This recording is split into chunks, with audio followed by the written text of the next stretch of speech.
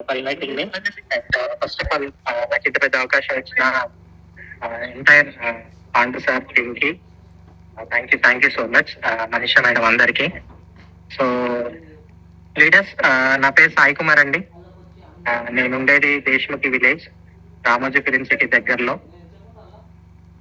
Wastage platform పరిచయం అవడానికి ముందు దాదాపుగా ఒక 10 సంవత్సరాలు 2014లో డిప్లొమా అయిపోయిన తర్వాత ఒక చిన్న జాబ్ తో నా కెరీర్ స్టార్ట్ అయింది బయట ప్రైవేట్ కంపెనీలో. డిప్లొమా అయిపోయిన తర్వాత ఫ్యామిలీ సిచ్యువేషన్స్ బాగాలేవు ఫైనాన్షియల్ గా. ఇంట్లో ఒక్కడనే అబ్బాయిని. సో ఫ్యామిలీకి కొంచెం ఫైనాన్షియల్ గా సపోర్ట్ చేయాలి అనే టెన్షన్ తో బీటెక్ నేను ఓన్ గా చదువుకొని, కాలేజ్కి వెళ్ళకుండా బీటెక్ నేను ఓన్ గా చదువుకొని ఎగ్జామ్స్ రాసుకొని పాస్ అయిన పరిస్థితులు అండి నాది. సో అలా బీటెక్ చేస్తూనే జాబ్స్ కోసం సెర్చింగ్ స్టార్ట్ చేశాను. సరే కదా, మన లైఫ్ మించిన లెసన్ కానీ, మన లైఫ్ మించిన గురువు కానీ ఇంకొకరు ఉంటారు అని. అట్లా చిన్నప్పటి నుంచి ఫ్యామిలీలో ఉన్న ఫైనాన్షియల్ క్రైసిస్ కానీ, ఆర్థిక ఇబ్బందులు కానీ చూస్తూ పెరిగిన మనుషులు. చదువుకుంటూనే ఏదన్నా ఇట్లా అడగకుండా నా బుక్స్ వరకు, నా కాలేజ్ ఖర్చుల వరకు చేసుకోవాలని డిప్లొమా చదువుకుంటున్న రోజుల్లోనే క్యాటరింగ్ చేస్తూ, చిన్న చిన్న నైట్ టైం పార్ట్ టైం చేస్తూ sorry for the disturbance sir, కొంచెం వాయిస్ బ్రేక్ అవుతుంది సార్. వాయిస్ బ్రేక్ అవుతుందా? ఒక్క నిమిషం మేడం. మేడం ఇప్పుడు క్లియరా? Okay sir. సో అలా డిప్లొమా చదువుకుంటూనే పార్ట్ టైం జాబ్స్ చేస్తూ, డే టైం కాలేజ్కి వెళ్ళి నైట్ టైం సిటీలో ఫ్రెండ్స్ రూమ్లలో ఉంటూ క్యాటరింగ్కి వెళ్ళడం, నైట్ ఫంక్షన్స్ లో క్యాటరింగ్ చేయడం, ఏమంటారు ఊర్లో ఎక్కడన్నా హాలిడేస్ టైంలో పెయింటింగ్ జాబ్ ఉంటది కదా. పెయింటింగ్ అంటే కనీసం నాకు పెయింట్ అయినకి కూడా రాదు. పెయింటింగ్ కి ముందు ఈ విండోస్, డోర్స్ ఇవన్నీ క్లీన్ చేస్తారు కదా. సో అట్లాంటి చిన్న చిన్న పనులు కూడా చేసి నా కాలేజ్ ఖర్చుల వరకు, నా బుక్స్ వరకు, నా ఎగ్జామ్ ఫీజుల వరకు నేను అడ్జస్ట్మెంట్ చేసుకొని ఫ్యామిలీకి ఇబ్బంది కావద్దు అన్న ఆలోచనతో చేసుకుంటూ ఉండేవాడిని. సో అట్లా డిప్లొమా అయిపోయిన తర్వాత రెజ్యూమ్ పట్టుకొని 3 సంవత్సరాలు చదివి డిప్లొమా సర్టిఫికేట్ పట్టుకొని జాబ్స్ కోసం బయట ఎన్నో కంపెనీలు అండి, ఎన్నో ఇండస్ట్రియల్ ఏరియాలు, చెర్లపల్లి ఇండస్ట్రియల్ ఏరియా కానీ, నాచారము, తురకపల్లి, సామీర్పేట, ఇట్లా ఎన్నో ఇండస్ట్రియల్ ఏరియాస్ ఏమంటారు తిరిగి కంపెనీకి ఏమంటారు మన ఇంట్లో ఏదైనా ఫంక్షన్ ఉంటే, పెళ్లి ఉంటే ఎట్లా పెళ్లి పత్రికలు పంచుకుంటూ తిరుగుతామో, సో అట్లా రెజ్యూమ్ చేతిలో పట్టుకొని ఎన్నో కంపెనీల చుట్టూ తిరిగాము. ఆ టైంలో ఒకనొక టైంలో జాబ్స్ కోసం వెతుకుతున్నప్పుడు ఫుడ్ సార్, ఆ రోజు నేను ఇప్పటికీ నా లైఫ్ లో మర్చిపోను. చెర్లపల్లిలో ఇండస్ట్రియల్ ఏరియాలో ఒకసారి ఇట్లా రెజ్యూమ్స్ పట్టుకొని తిరుగుతున్నప్పుడు మధ్యాహ్నం ఆకలి విపరీతంగా వేస్తుంది. నేను మా ఫ్రెండ్ కిషోర్ అని ఇద్దరం ఉండే. సో తినడానికి ఏమీ లేదు, బాక్స్ లేదు. సో ఇద్దరు పాకెట్స్ ఎతికితే ఒక 3 రూపీస్ తన దగ్గర, నా దగ్గర ఎతికితే ఒక 3 రూపీస్ ఉన్నాయి. ఆ 3 రూపీస్ తో ఒక బేకరీకి వెళ్ళి ఒక స్వీట్ బన్ కొనుక్కొని 50-50 చేసుకొని మంచినీళ్ళు తాగి మళ్ళీ రెజ్యూమ్లు పట్టుకొని కంపెనీల చుట్టూ తిరిగాం. అలా తిరగంగా ఒక ఎలికో అని బాలనగర్ లో అండి, ఆ ఎలికో అనే కంపెనీలో ఒక 8,000 శాలరీకి నా కెరీర్ స్టార్ట్ అయింది. ఆ ఇంటర్వ్యూకి వెళ్ళేటప్పుడు కూడా ఏమంటారు ఒక 30 నుంచి 40 మంది ఆ ఇంటర్వ్యూకి అటెండ్ అయ్యారు నాతో పాటు. బట్ అది గాడ్ గ్రేస్ అనాలో లేకపోతే కష్టపడ్డందుకు ఫలితం అనుకోవాలో గానీ, ఆ 30-40 మందిలో ఇంటర్వ్యూస్ అవ్వంగా మార్నింగ్ నుంచి ఈవినింగ్ వరకు నాకు ఒక్కడికి జాబ్ వచ్చింది. సో అట్లా వచ్చిన అవకాశాన్ని పట్టుకొని 2014లో 8,000 శాలరీకి ఒక ప్రైవేట్ కంపెనీలో కెరీర్ స్టార్ట్ చేసిన నేను 2024 వరకు 10 సంవత్సరాల్లో హాఫ్ ఆఫ్ ది లైఫ్ అనొచ్చా, ఎన్ని కష్టాలు చెప్పలేని మాటల్లో కానీ అవన్నీ తలుచుకుంటే ఒక్కొక్కసారి వెనుపూసలో వణుకు అంటారు కదా, సైకలాజికల్ గా అదొక భయం ఏర్పడుతుంది అనమాట. ఇన్ని పడొచ్చామా లైఫ్ లో అని. అట్లా 8,000 శాలరీకి స్టార్ట్ అయిన నేను 2024 వెస్టీజ్ ప్లాట్ఫామ్ నాకు పరిచయం అయ్యే టైంకి దాదాపుగా నెలకి 1,00,000 నుంచి 1,50,000 శాలరీతో నా కెరీర్ మూవ్ అవుతుందండి. ఆ 10 సంవత్సరాల్లో నేను ఆల్మోస్ట్ కాశ్మీర్ నుంచి కన్యాకుమారి వరకు చాలా స్టేట్స్ తిరిగాను. శ్రీలంక ఇట్లా అవుట్ ఆఫ్ ఇండియా వెళ్ళాను జాబ్ పర్పస్ లోనే. సో ఎన్నో రాత్రులు, ఎన్నో సాటర్డేలు, ఎన్నో సండేలు, ఎంతో పర్సనల్ టైము కుటుంబాన్ని కాదని పండుగలు, పబ్బాలు, పెళ్లిళ్ళు, దావతులు మొత్తం పర్సనల్ లైఫ్ ని సాక్రిఫైస్ చేసి కంపెనీ కోసం రాత్రింబవళ్ళు కష్టపడితే 10 ఏళ్ళకి గాను ఒక 3 కంపెనీలు మారుతూ వస్తే ఆ 8,000 శాలరీ, లక్షన్నర ప్యాకేజ్ కి రీచ్ అయిందండి నెలకి. సో అట్లాంటి టైంలో 10 ఏళ్ళు కష్టపడి కాస్త సెటిల్డ్ అని అనకూడదు కానీ ఓకే ఊపిరి పీల్చుకొని కాస్త ఓకే లైఫ్ లో ఎంతో కొంత ఆ ముందుకు వెళ్తున్నాము అన్న టైంలో పర్సనల్ గా ఉండేదండి. నాకు ఏమనిపించేది అంటే వెనక్కి తిరిగి చూసుకున్న 10 ఏళ్ల జీవితంలో కంపెనీ తప్ప నాకు ఇంకేం కనిపించలేదు పర్సనల్ లైఫ్. ఒక్కొక్కసారి ఏమనిపించేదంటే బ్రతకడానికి వచ్చామా భూమి మీదకి, లేకపోతే ఈ కంపెనీలకి పని చేయడానికి మాత్రమే వచ్చామా అనిపించేది.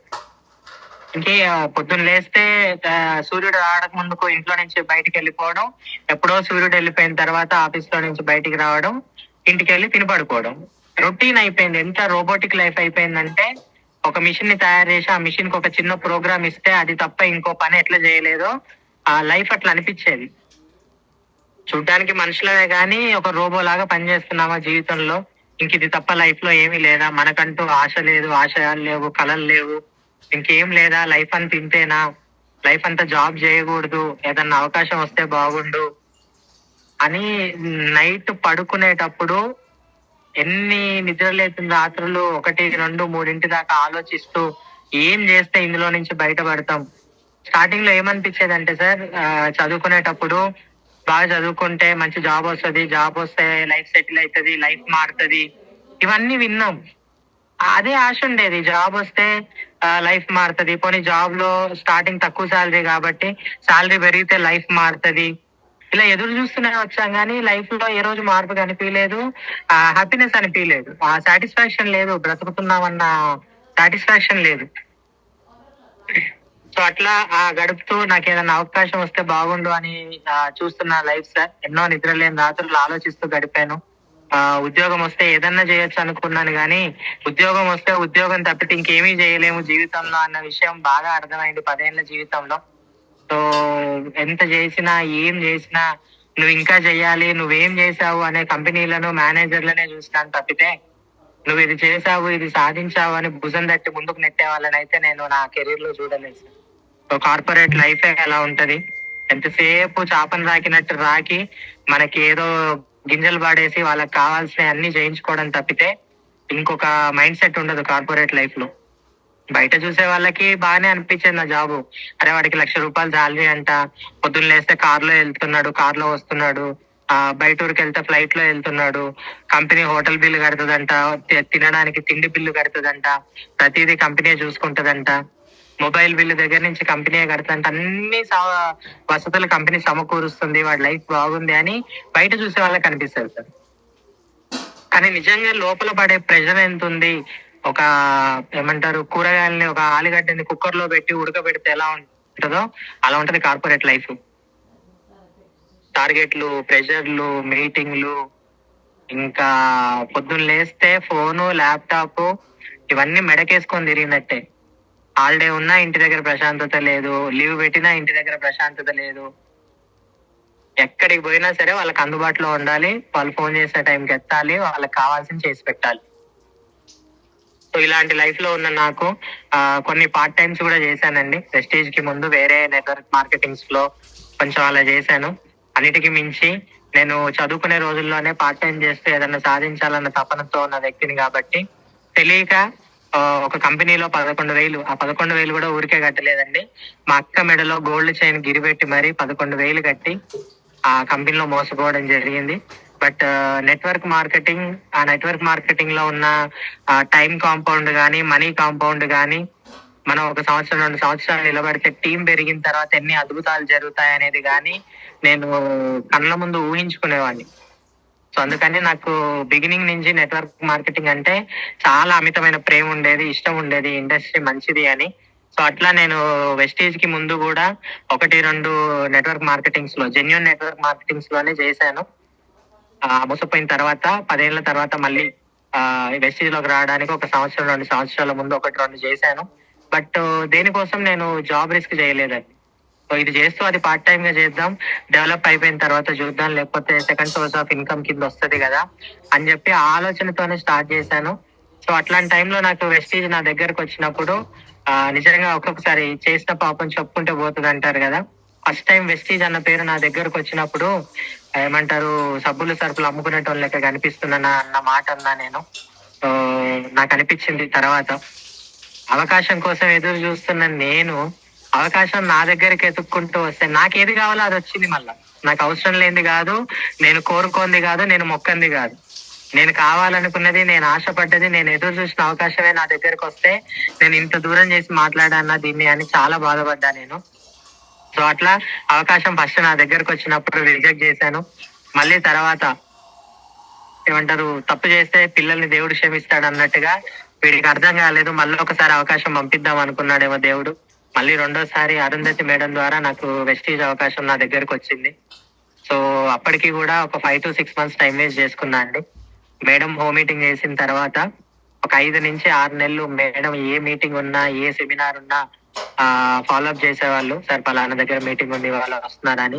ఎప్పుడు మేడం ఫోన్ చేసినా, మేడం నేను బెంగళూరులో ఉన్నా, నేను వైజాగ్ లో ఉన్నా, నేను ఢిల్లీలో ఉన్నా. నిజానికి కూడా నా పరిస్థితి అదే. ఎక్కడికి వెళ్ళినా వారం 10 రోజులు అక్కడే హోటల్లో స్టే, అక్కడే బయట తిండి. ఒక పక్క ఆరోగ్యం పాడైపోతుంది, వచ్చే ఇన్కమ్ ఏమంటారు లైఫ్ లో గ్రో అవ్వడానికి సరిపోదు, క్షణం తీరిక లేదు, దమ్మిడి ఆదాయం లేదంటారు కదా, అట్లా ఉండేదండి లైఫ్. సో అట్లా 5 నుంచి 6 నెలల తర్వాత అంత టైం వేస్ట్ కాగా ఎంత తోడికైనా ఏదో ఒక రోజు గ్రహాలు సెట్ అవుతాయి అంటాడు కదా మన ఎంఎస్ఆర్ సారు. సో అట్లా నాకు ఒక రోజు ఆ టైం కుదిరి నా అదృష్టం బాగుండి చౌటుప్పల్లో ఒక సెమినార్ కి వెళ్ళానండి, సైదుల్ సార్ సెమినార్ కి.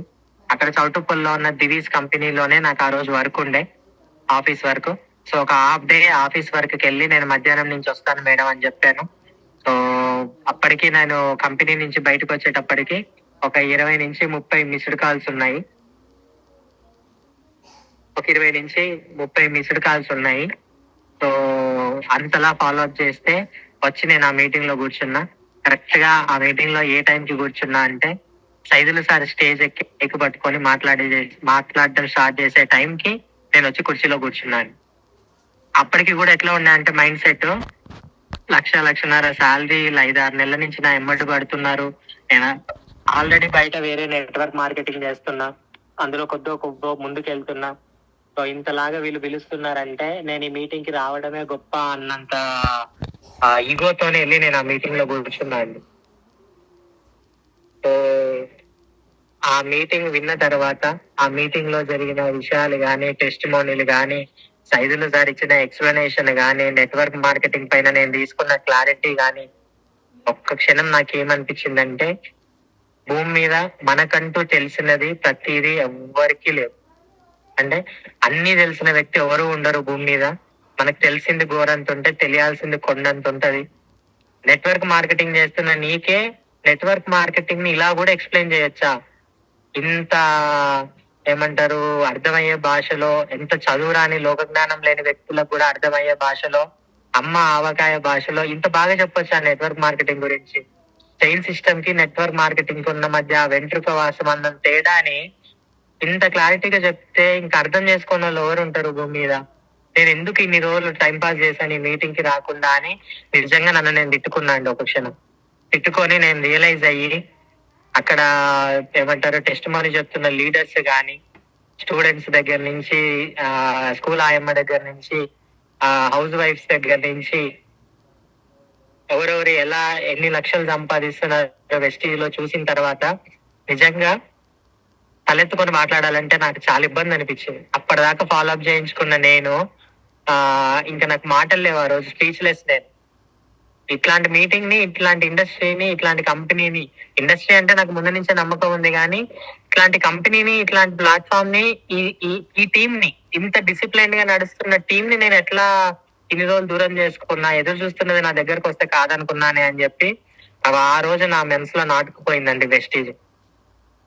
ఆ రోజు నా మనసులో నాటుకున్న ఏమంటారు విత్తనాన్ని 6 నెలలు పార్ట్ టైం గా కొద్దిగా నీళ్లు పోస్తూ పార్ట్ టైం గా స్టార్ట్ చేశాను. బట్ చెప్పాను కదా, నేను పనిచేస్తున్న కంపెనీలో నాకు ఆ శాలరీ ఇచ్చేవాళ్ళు ఏ ఒక్క క్షణం కూడా నన్ను ఖాళీగా ఉంచేవాళ్ళు కాదు.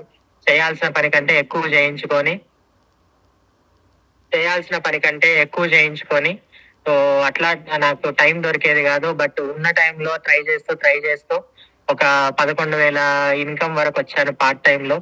ఇంకొకటి డిసైడ్ అయిపోయిన లైఫ్ లో ఆ స్టేజ్ కి వచ్చిన తర్వాత ప్రెస్టీజ్ ఎట్లా గ్రో అవుతుంది, డైరెక్ట్ సెల్లింగ్ ఇండస్ట్రీ ఎలా గ్రో అవుతుంది, గవర్నమెంట్ ఎంత సపోర్ట్ ఇస్తుంది, మన ఎంఎస్ఆర్ అసోసియేషన్ లో మన టీమ్ లో పాండు సార్ దగ్గర నుంచి, బాలం సింగ్ సార్ దగ్గర నుంచి, సైదుల్ సార్ దగ్గర నుంచి, అరుంధతి మేడం టీం దగ్గర నుంచి నేనున్న ఈ లైన్ లో అప్లైన్ సపోర్ట్ ఎంత బాగుంది, సెమినార్లు ఎలా పెడుతున్నారు, ట్రైనింగ్లు ఎలా పెడుతున్నారు. సో ఇంత వండర్ఫుల్ గా వెళ్తున్న టీం కోసం నేను ఇంకా ఆలోచిస్తూ కూర్చుంటే ఇప్పుడు కనుక నేను నిర్ణయం తీసుకోలేకపోతే నా లైఫ్ లో ఇంకా నేను ముందుకెళ్తే ఇంకేమీ చేయలేను అన్న విషయం నాకు అర్థమయ్యి ఆ డిసిజన్ తీసుకున్నా అండి. ఇంకా తాడో పేడో చావో రేవో తేల్చుకోవాలని చెప్పేసి ఆ రూపాయల ఉద్యోగాన్ని నేను రిజైన్ చేసి వెస్టీజ్ కి ఫుల్ టైం రావాలని నేను డిసైడ్ అయిపోయాను. నేను ఏ ఒక్క అప్లైన్ తో నేను జాబ్ వదిలేసే ముందు ఏ ఒక్కసారి కూడా నేను జాబ్ మానేస్తున్నా అన్న విషయం చెప్పలేదు. సో ఫస్ట్ రిజైన్ చేసిన తర్వాత నోటీస్ పీరియడ్ ఉంటది. ఒక 3 నెలలు రిజైన్ చేసిన తర్వాత ఒక 3 నెలలు కంపెనీ కోసం వర్క్ చేయాలి. వాళ్ళు చేసుకోవాల్సిన ఏర్పాట్లు చేసుకోవాలి కాబట్టి సో అట్లా జాబ్ రిజైన్ చేసిన తర్వాత నేను జాబ్ రిజైన్ చేసిన అని చెప్పిన. అందరూ షాక్ అయ్యారు. అరుంధతి మేడం దగ్గర నుంచి వీళ్ళంతా కొన్ని రోజులు సారీ కొన్ని రోజులు పార్ట్నర్ చేయాల్సింది చెప్పాల్సింది అంటే లేదు మేడం నేను డిసైడ్ అయ్యాను. సో ఇంకా ఎంతకాలం చేసినా ఇంతే, బయట ఎంతకాలం జాబులు చేసినా ఇంతే. 10 ఏళ్ళు చేస్తే ₹1,00,000, ఇంకో 10 ఏళ్ళు చేసినా కూడా 50,000 1,00,000 పెరుగుతుంది. అది కూడా నేను కంపెనీ కోసం నేను బాగుండి, నా ఆరోగ్యం బాగుండి, నా పరిస్థితులు అన్ని బాగుండి నేను కంపెనీ కోసం చేస్తేనే నాకు ఆ శాలరీ వస్తది. నాకు టైం బాగాలేక నేను ఒక నెల ఇంటి దగ్గర ఉంటే ఏ కంపెనీ నాకు ₹1 ఇవ్వదు. సో బయట ఎక్కడా లేదు ఆపర్చునిటీ ప్యాసివ్ ఇన్కమ్ కి, మన ఇండస్ట్రీలో ఉంది. సో ఖచ్చితంగా నేను ఇందులో నిలబడాలనుకుంటున్నా.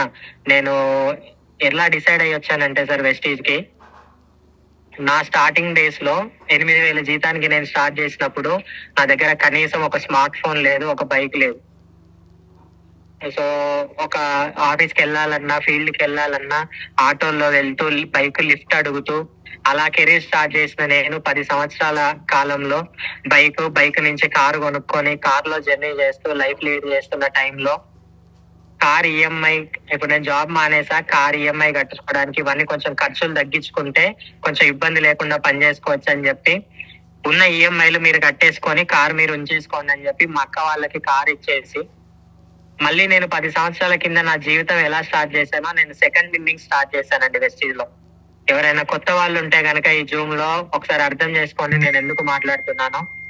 నేను సెకండ్ ఇన్నింగ్స్ ఎందుకు స్టార్ట్ చేశానంటే నా అప్లైన్స్ కోసం కాదు, డౌన్ లైన్స్ కోసం కాదు, నా కెరీర్ నేను నిలబడి నేను అనుకున్నది సాధించాలంటే ఎవరితో కాదు, అది నాతో అవుతుంది. నేను హార్డ్ డిసిషన్స్ తీసుకొని నేను నలిగినా సరే, నేను మలిగినా సరే, నేను ఇందులో నిలబడితేనే నేను అనుకున్నది సాధించుకోగలుగుతా, లైఫ్ లో గ్రో అవ్వగలుగుతా. అందులో పడే కష్టమే గనక నేను వెస్టీజ్ లో పడితే ఖచ్చితంగా సక్సెస్ అవుతానన్న నమ్మకం నాకు వచ్చిందండి. సో నేను బయట నెట్వర్క్ మార్కెటింగ్ చేసా, దేనికోసం కూడా నేను జాబ్ రిస్క్ చేయలేదని చెప్పాను. కానీ వెస్టీజ్ కోసం మాత్రమే నేను ఆ జాబ్ రిస్క్ ఎందుకు చేశాను అంటే వెస్టీజ్ లో ఉన్న ethics and values, business plan, honesty, product quality, upline support, MSR association వెళ్తున్న విధానం, డిసిప్లిన్ ఒకటి కాదండి, నాకు ఒక 100 కారణాలు వెతుక్కొని చెప్పాలి. సో అన్ని రీజన్స్ నేను వెస్టీజ్ లో చూసిన. జాబ్ చేస్తే శాలరీ వస్తది, ఏదైనా పెట్టుబడి పెట్టి చేస్తే లాభాలు వస్తాయి, కానీ ఈ ఒక్క ఇండస్ట్రీలో మాత్రమే, అది కూడా వెస్టీజ్ లో మన అసోసియేషన్ లో మాత్రమే లైఫ్ కావాల్సిన అన్ని ఇంగ్రీడియంట్స్ దొరుకుతాయని నాకు అనిపించిందండి. కొత్త పరిచయాలు, కొత్త ఫ్యామిలీ, కొత్త రిలేషన్స్ ఎన్ని చూస్తున్నాను అంటే మంచి చూస్తున్నా, చెడు చూస్తున్నా, జీవితం చాలా నేర్పిస్తుంది.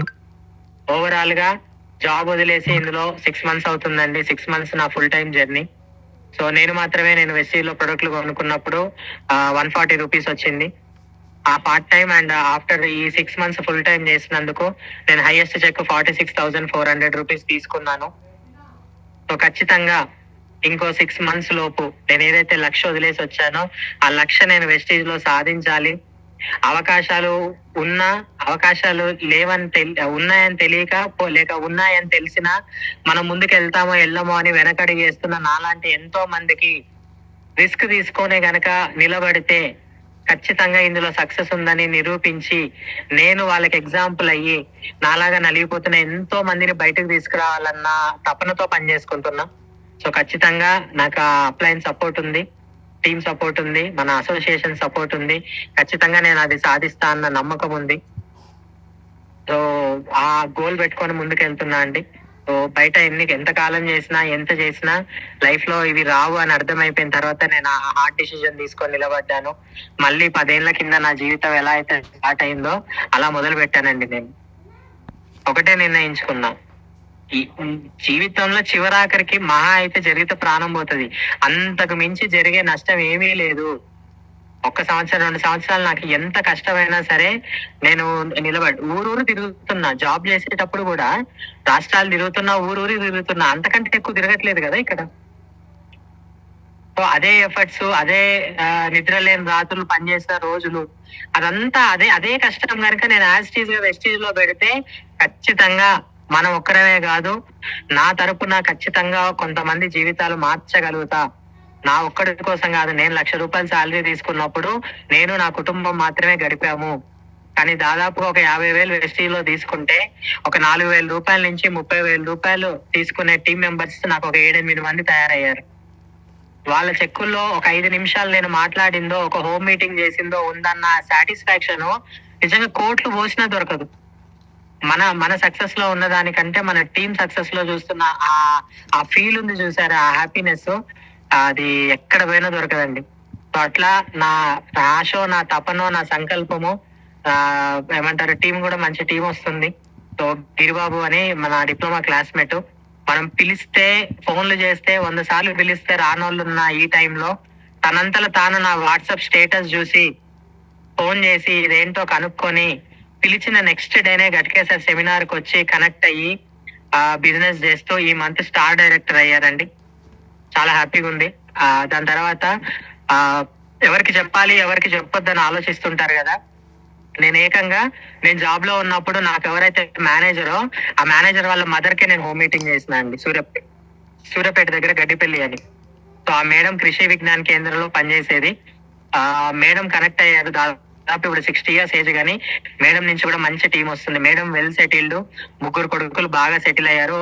2 పెద్ద కొడుకు పార్లమెంట్ లో డాక్టర్స్ ఢిల్లీలో, నడిపి కొడుకు హైదరాబాద్ లో ఒక ఆమె software employee, sir manager, scientist మా కంపెనీలో. అండ్ చిన్న కోడలు యుఎస్ లో సాఫ్ట్వేర్ ఎంప్లాయీస్, ₹1,00,00,000 ఇల్లు కట్టుకున్నారు, ఎకరాల కొద్ది పొలం ఉంది. అయినా కూడా ఆ మేడము ఇన్ని రోజులు నేను నా కుటుంబం అనుకొని తిరిగానమ్మా, నా కుటుంబం బాగా సెటిల్ అయ్యింది, ఈ ఉన్న జీవితంలో నేను 10 మంది లేని వాళ్ళకి ఎవరికన్నా సహాయపడతానేమో, నాకు ఈ ఇండస్ట్రీ నచ్చింది, నేను ఇందులో నిలబడతా అని చెప్పి 60 ఏళ్ల వయసులో మేడం ఇప్పుడు సిల్వర్ డైరెక్టర్ పొజిషన్ లో ఉన్నారు. మేడం నుంచి కూడా మంచి టీం వస్తుంది. సో ఇట్లా మనం ఏది కోరుకుంటే అది యూనివర్స్ ఇస్తుంది అంటే నేను నమ్మడానికి కొంచెం ఇబ్బంది అనిపించేది, అది నిజమా అనిపించేది. కానీ నిజంగా అండి, మనం 10 మందికి మంచి చేయాలన్న సంకల్పంతో బయటికి వెళ్తే మనకు ఎదురొచ్చే వాళ్ళు కూడా 10 మందికి మంచి చేయాలన్న వాళ్ళే మనకు దొరుకుతారు. సో అట్లా సెల్ఫ్ చెక్ కంటే కూడా టీం చెక్ కోసం ఎక్కువ పోరాడుతున్నా. నాకు నా అప్లైన్ కూడా అదే నేర్పించారు. అరుణతి మేడం గాని, సైదుల్ సార్ గాని, నువ్వు చేయాల్సింది చేస్తే రావాల్సింది వస్తది. సో ప్రతి ఒక్కరి మీటింగ్స్, సెమినార్స్ వింటూ వస్తున్నా. ఏ ఒక్కరి మాట తీసిపోదు, అందరి మాటలకి కనెక్ట్ అవుతూ వచ్చా. అరుంధతి మేడం 2 పేజీలు కాదు, 2 లైన్లన్న జీవితంలో రాసుకోవాలన్న మాట దగ్గర నుంచి, చనిపోయేదాకా మనిషి అన్నవాడు పోరాటం వైపే ఉండాలన్న సైదులు సార్ మాట దగ్గర నుంచి, గవర్నమెంట్ జాబ్ వస్తే 4 ఏళ్ళు ఏమంటారు తపస్సులాగా చేసిన గవర్నమెంట్ జాబ్ వస్తే జీవితం మారుతుంది అనుకున్నా, కానీ నా ఇంటి పైన పెంకులు కూడా మార్చుకోలేకపోయినా అన్న బాలం శ్రీనివాస్ సార్ మాటల దగ్గర నుంచి, వెస్టీజ్ లో ఎంత డబ్బు కావాలంటే అంత డబ్బు ఉంది, నువ్వు జగ్గుతో తోడుకుంటావో బకెట్ తో తోడుకుంటావో, నాకు ఓపిక ఉంది, నేను ఏకంగా పైప్ లైన్ వేసుకున్నా, సంపాదించుకుంటున్నా అన్న పాండు సార్ మాటల దగ్గర నుంచి, గెలిచినోడు పిలిచినప్పుడు రానోడు గెలిచినప్పుడు వస్తాడు అన్న ఎంఎస్ఆర్ సార్ మాటల దగ్గర నుంచి, లైఫ్ అంటే ఈజీ కాదు. ప్రతి ఒక్కరి జీవితంలో కష్టం ఉంటది. Life is not easy. ప్రతి ఒక్కరికి లైఫ్ అంటే కష్టం అన్న సిద్ధార్థ్ సింగ్ సార్ మాటల దగ్గర నుంచి సోచ్నేకి హిమ్మత్తో కరో. లైఫ్ లో ఏం జరుగుతుంది ఏం జరగదో పక్కకు పెట్టండి. అట్లీస్ట్ నువ్వు కలగనే ఆలోచన కలగనే ధైర్యం నీకు లేకపోతే జీవితంలో ఏది సాధించలేము. ఫస్ట్ ఆలోచించే ధైర్యం చేయన్న గౌతమ్ బాలి సార్ మాటల దగ్గర నుంచి. సో ఇంతలా చెప్పి ఇంతలా ముందుకు తీసుకెళ్తున్నా, ఇంత మంచి సిస్టమ్ ఉన్నాక ఆలోచిస్తూ ఇంటి దగ్గర కూర్చోవద్దు. ఏదన్నా ఉంటే నాలో నేను సరిదిద్దుకోవాలి, ఏ కష్టం వచ్చినా నేను భరించాలి, ముందుకెళ్లాలన్న నిర్ణయంతో నేను ఈ డిసిజన్ తీసుకొని ఇండస్ట్రీలో నిలబడడానికి ముందుకెళ్తున్నా. సో ఖచ్చితంగా నేను అనుకున్న గోల్ రీచ్ అవ్వాలి. నేను నాలాంటి వాళ్ళకి ఎగ్జాంపుల్ గా నిలబడాలి. నన్ను చూసి కొంతమంది అయినా మారాలి అన్న తపనతో ముందుకెళ్తున్నా అండి. సో ఇది నా స్టోరీ. కొత్త వాళ్ళు ఎవరైనా ఉంటే అర్థం చేసుకోండి.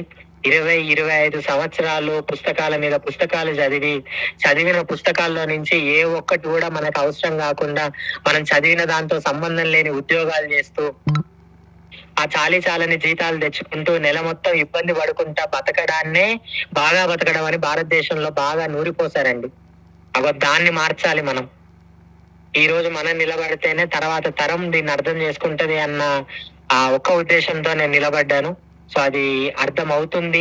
గవర్నమెంట్ సపోర్ట్ వచ్చిన తర్వాత గానీ ఇండస్ట్రీ గురించి చాలా మందికి రియలైజేషన్ వస్తుంది. సో ఈ రోజు మనం నిలబడితే ఖచ్చితంగా రానున్న 2-3 సంవత్సరాల్లో ఖచ్చితంగా టాప్ పొజిషన్ లో ఉంటాం. ఈ రోజు రిజెక్ట్ చేసిన వాళ్ళు ఖచ్చితంగా మనల్ని చూసి బాధపడే రోజు ఒకటి వస్తుంది. సో అది నాకు క్లియర్ గా అర్థమైన తర్వాత నేను ఈ డిసిజన్ తీసుకున్నా. సో కొత్త వాళ్ళు అర్థం చేసుకొని, ఉద్యోగాల్లో జీవితం లేదు. నేను ఏ ఉద్యోగాన్ని తక్కువ చేసి మాట్లాడట్లేదు. 10 ఏళ్ళు నేను నా కుటుంబం నడిచిందంటే అది నేను ఉద్యోగం చేస్తేనే నడిచింది. కానీ నా కెపాసిటీ, నేను పెడుతున్న కష్టం ఉద్యోగంతో ఆగిపోకూడదు అని నేను నిర్ణయం తీసుకున్నా. సో అలా నేను పడుతున్న కష్టానికి తగ్గ ప్రతిఫలం నాకు రావట్లేదు. ప్రతి ఒక్కరికి ఇంతకు మించిన అవకాశం లేదని నేను అనుకుంటా. పైసా పెట్టుబడి లేకుండా చేసుకునేది. సో అందరూ ఇండస్ట్రీని పట్టుకొని అందరూ సక్సెస్ తీసుకోవాలి. ఈ రోజు నేను మాట్లాడిన ఈ 4 మాటలు ఎవరికన్నా ఉపయోగపడ్డది అనుకుంటే గనక నిజంగా నా అదృష్టం అది. సో నాకు ఇంత పెద్ద అవకాశం ఇచ్చిన Manisha madam and overall entire Pandu sir team కి, పాండు సార్ కి thank you so much. Thank you one and all. Thank you madam. Thank you so much.